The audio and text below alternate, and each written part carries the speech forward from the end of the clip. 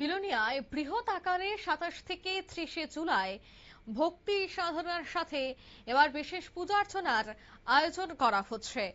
জুলাই বাৎসরিক অর্থাৎ 27 থেকে 30 জুলাই বাৎসরিক মহোৎসব এবং ভক্তি মিলন অনুষ্ঠানের আয়োজন বিলোনিয়ার মাইছড়া কলাবাড়িয়া অবস্থিত সাই বাবা মন্দিরে। প্রস্তুতি একেবারে চূড়ান্ত পর্যায়ে, ভক্তদের আমন্ত্রণ জানাচ্ছেন উদ্যোক্তারা।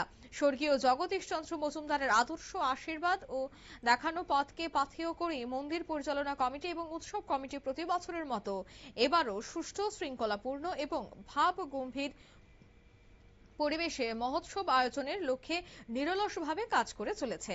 কমিটির সদস্যরা জানান, এই মহোৎসব শুধু একটি ধর্মীয় অনুষ্ঠান নয়, বরং সাই ভক্তদের মধ্যে ভ্রাতৃত্ব, সম্প্রীতি এবং আধ্যাত্মিক চেতনার এক মহামিলন। তাই মহোৎসব কমিটির পক্ষ থেকে রাজ্যের সর্বস্তরে ধর্মপ্রাণ মানুষের এই মহোৎসবে উপস্থিত থাকার এবং আশীর্বাদ লাভ করা, মহাপ্রসাদ গ্রহণের আন্তরিক আহ্বান জানান উদ্যোক্তারা। কি বলছেন উদ্যোক্তারা, শোনাবো।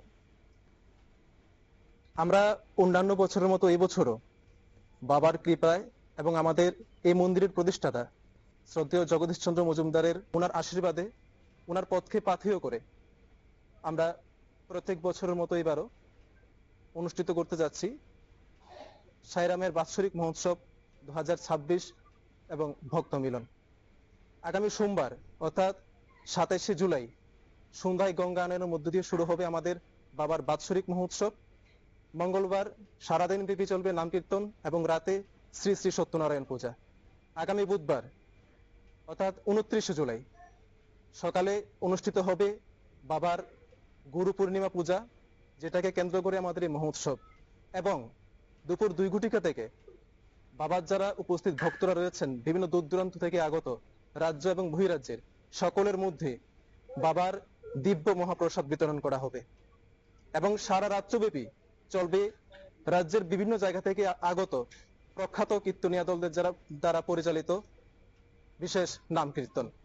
এবং আগামী বৃহস্পতিবার 30শে জুলাই সকালে নগর পরিক্রমার মধ্য দিয়ে 2026 সালের আমাদের সাই বাবার বাৎসরিক মহোৎসবের শুভ সমাপ্তি ঘটবে।